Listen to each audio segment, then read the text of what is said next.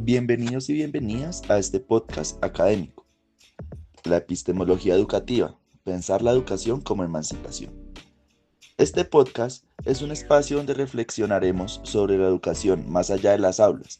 Hoy nos reunimos para hablar de un tema fundamental, la epistemología educativa y su potencial como herramientas de transformación y liberación social. ¿Por qué la educación no solo transmite conocimientos? También puede cuestionar estructuras, abrir caminos críticos y generar posibilidades de cambio. Yo, Daniel Herrera, junto a mis compañeros Lady Rodríguez y Frida Murillo, nos acompañaremos en este recorrido. A lo largo de este episodio abordaremos las raíces y los fundamentos de la epistemología educativa, su relación con la emancipación social y los desafíos que presentan en el contexto actual. Este podcast busca invitar el diálogo y la reflexión y encontrar de alguna manera la construcción de las nuevas miradas sobre el papel de la educación en nuestra sociedad. La educación históricamente ha sido vista como un medio para transmitir conocimientos y formar individuos según los parámetros de la sociedad vigente. Sin embargo, cuando pensamos en las desigualdades sociales, surge una pregunta. ¿Puede la educación ser también un camino de liberación? Esa es precisamente la apuesta de la epistemología educativa. No limitarse a describir la enseñanza, sino cuestionar los fundamentos del conocimiento, las prácticas pedagógicas y las relaciones de poder que atraviesan la educación. Hoy veremos cómo, desde esa mirada crítica, la educación puede convertirse en un espacio de emancipación. Comencemos con algunos conceptos básicos. Durante mucho tiempo predominó el paradigma positivista en las investigaciones educativas. Este buscaba verdades objetivas e individuales, pero tenía un límite importante. Ignoraba las dinámicas sociales y la capacidad de los actores educativos para transformar su realidad. Si bien, como menciona Lady, es aquí donde surge lo que llamamos la crítica epistemológica, es decir, la capacidad de cuestionar los fundamentos del conocimiento dominante y abrir el paso a nuevas perspectivas que reconozcan la influencia del poder en la educación. Pues desde mi punto de vista, la investigación educativa no puede ser neutral, debe ser reflexiva, crítica y participativa. Y ahí entra el enfoque histórico epistemológico. Nos recuerda que el conocimiento de educación se construye en contextos históricos concretos. Por ejemplo, Bedoya nos muestra cómo los paradigmas pedagógicos, desde Platón y Comenio hasta la pedagogía crítica, reflejan luchas sociales y disputas del poder. Incluso pensadores como Foucault nos invitan a mirar la educación como un dispositivo de poder que produce subjetividades. Reconocer eso nos da la posibilidad de resistir y transformar esas estructuras de dominación, haciendo de la educación un camino emancipador. Es aquí en donde nos adentramos a hablar del tercer punto de este podcast, que es la epistemología y la emancipación social. Eh, Hablamos de la libertad crítica. Si bien la epistemología educativa es clave porque nos ayuda a ver que el conocimiento no es neutral, puede de alguna manera perpetuar desigualdades o abrir posibilidades de cambio.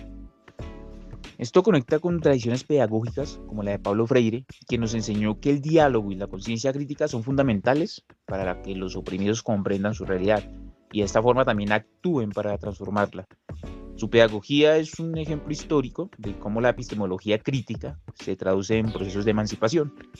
Hoy también tenemos desafíos, por ejemplo, la epistemología de la complejidad nos recuerda que la realidad no es lineal, sino sistemática.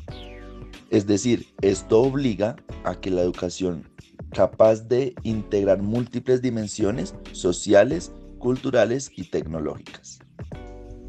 En palabras de Bedoya, el maestro debe dejar de ser un simple transmisor de contenidos y convertirse en un investigador de su propia práctica pedagógica.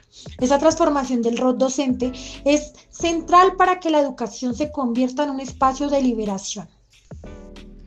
Y en la actualidad, la transdisciplinariedad y el hipertexto abren nuevas formas de aprendizaje colaborativo y digital.